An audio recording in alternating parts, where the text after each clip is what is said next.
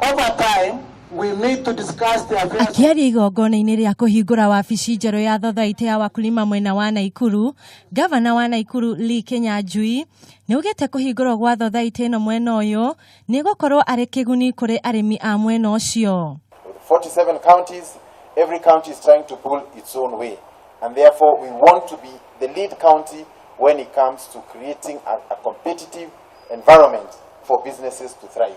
Oho, Kinyanjui nĩaugĩte ikinya rĩrĩ nĩ rĩgũteithĩrĩria aikari a Naikuru kũhota gũkomba ngombo na nĩgetha mahote kũgacĩrithia ũrĩmi. Use of ICT to leverage on management of cooperatives for delivery of financial services is very critical.